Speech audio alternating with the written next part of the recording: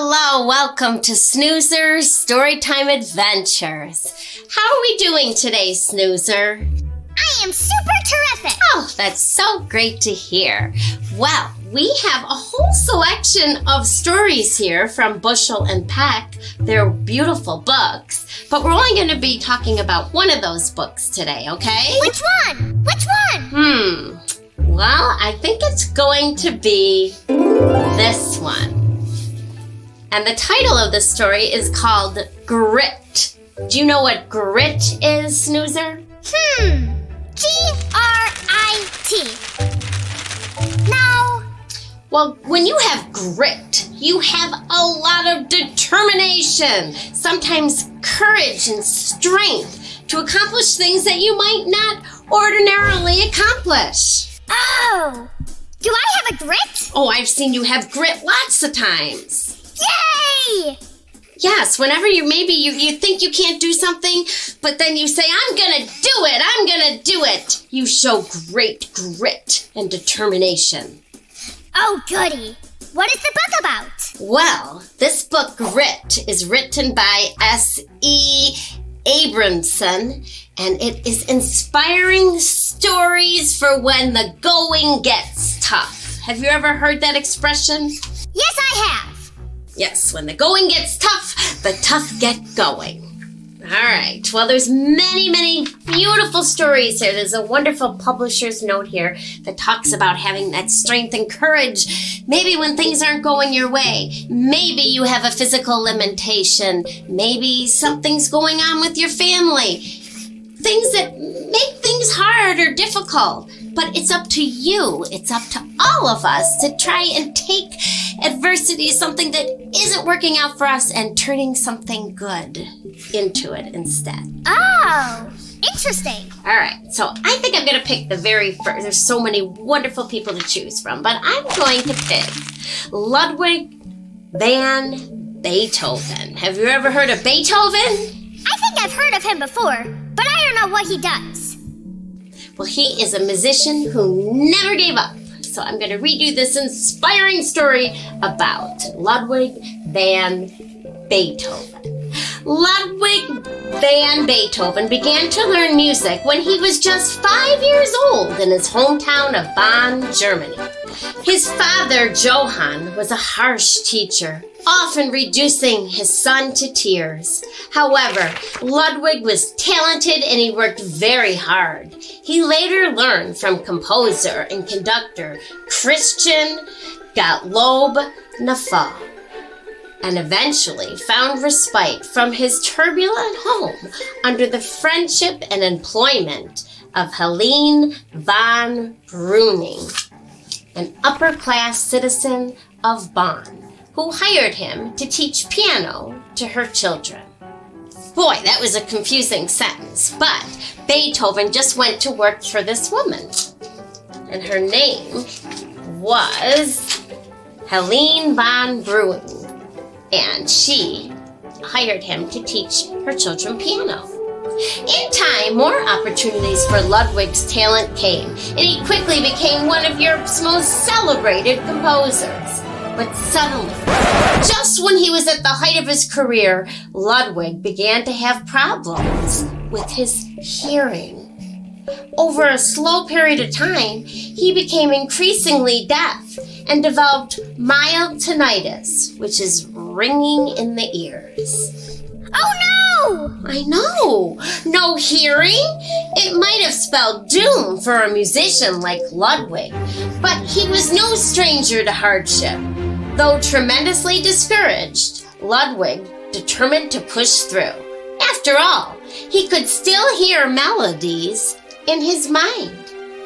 If he could compose with his ears, he could compose with his imagination.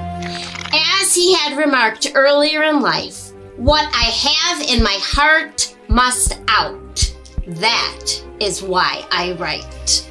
Ludwig van Beethoven went on to become one of the most well-known and beloved classical music composers of all time. In fact, some of his greatest works were composed after his hearing began to fade. He saw great success and popularity during his lifetime, and his legacy continued even after his death in 1827. His works remain among the most frequently performed pieces of classical music, including famous songs such as Symphony No. 5, Beethoven's Fifth, Moonlight Sonata, and Fiordalisa. Wow, I can't believe he played the piano without his ears working. I know, it's amazing. It's amazing what people can do when something like that happens. How do you think you'd feel if you lost your hearing and you were a composer, you were someone that made music? That would be like me trying to be a great robot vacuum without my trunk. Exactly right, but you know what? Since you have grit and determination, I bet you'd find a way to make that happen. I think so.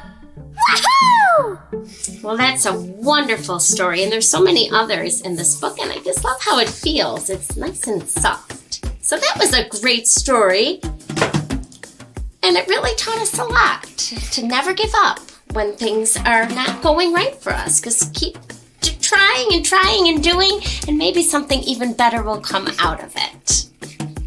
That was fun. What are we going to do now? Well, I thought we'd sing a song. And we learned that Beethoven, even though he couldn't hear the music he was making, he used his imagination. So I'm thinking of a song where you really need to use your imagination. It's a simple song called The Itsy Bitsy Spider. Do you know that song? Yes, I am a big fan. Oh, good. Wow. It's a fun song, so we'll learn the song, and then we're going to make a craft, and then we're going to use a little imagination to kind of make it come alive. I'm going to dance while you Oh, sing. good. I'm so glad. All right. It's a really easy song, and I'm sure you know it, so feel free to sing along. Oh, the itsy bitsy spider went up the water spout. Down came the rain and washed the spider out. Out came the sun and dried up all the rain. And the itsy bitsy spider went up the spout again. One more time. Yippee! Oh, the itsy bitsy spider went up the water spout.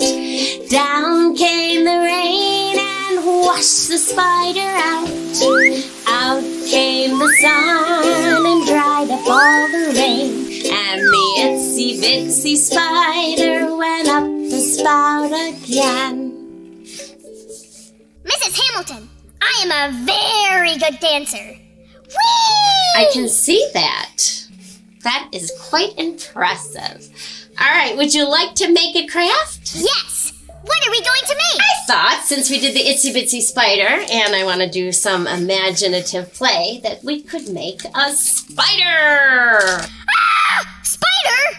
And I could make it look like it's real by using my imagination. All right, we are going to be needing these 3 sheets, Snoozer, to make our craft. So, we got a lot of pieces to cut out, so I think that'll be the first step.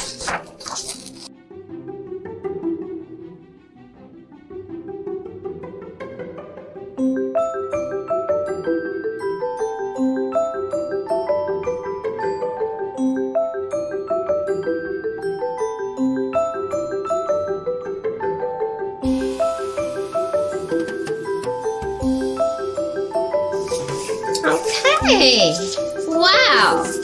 Now, Snoozer, we have to make some decisions, because when I made this spider, I kind of made his head down here, but we can also do it this way. So what way do you want to make your spider? I want it to be... let me think. I want it to be head at the top. I kind of thought you might. Mrs. Hamilton, the itsy bitsy spider is in itsy bitsy pieces. That's right. That spider is in itsy bitsy pieces. All right, so let's see. Once he has a face, that'll make more sense. So we could do it this way.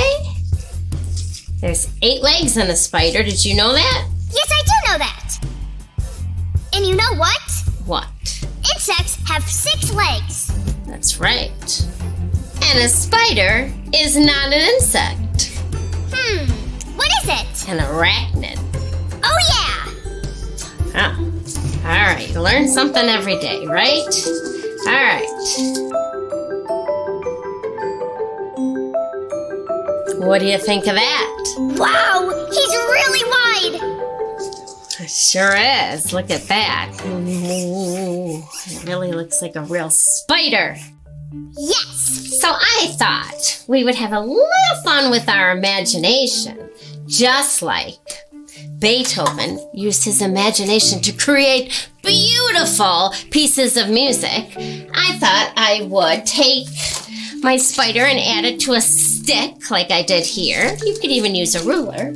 And then I have some of the things that are in the Itsy Bitsy Spider song. We've got the spider, we've got the sun, and we've got the rain. So we can just have a little fun and use our imagination to kind of make a picture of our story. So do you want to do it? Yes! All right. So let's start.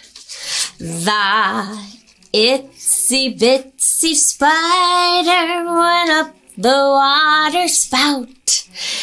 Down came the rain and washed the spider out. Out came the sun and dried up all the rain, and the Itsy Bitsy Spider went up the spout again. I like that song! I know, it was a lot of great fun, and I loved using our imagination to kind of make the whole song happen before our very eyes. Woofy! I did a lot today. We sure did a lot today, and I really like this book, Grit, where we do show our grit and determination to make wonderful things happen even when the odds are against us. Yes! I have a lot of grit! You sure do. Well, I'll see you and all our friends next time on Snoozer's Storytime Adventures. Bye! Hi, boys and girls! Would you like to do the Mrs. Hamilton craft just like me? Guess what? You can! Head to your local library for all the materials that we use in the craft. Plus, we have activity sheets, games, and a whole lot more. Your library might even have their very own snoozer! Come and see me! Morrisson-Reeves Library Youth Services programs bring the fun this month. Our monthly calendar is color-coded by age and icon-coded by format. We have in-person, virtual, and grab-and-go programs made just for you. You and your toddler can enjoy in-person toddler time at the library on Wednesdays at 10 a.m. We also have in-person story time on Saturdays. Come to the library at 11 a.m. Checkers TV Snoozer Storytime Adventures is live. A month's worth of craft pages are available at the library. Enjoy Mother's Day bilingual story time in English and en Espanol, available Monday, May 2nd. Our summer reading program is just around the corner. Our theme this year is Oceans of Possibility, so get ready for lots of fun and thematic activities.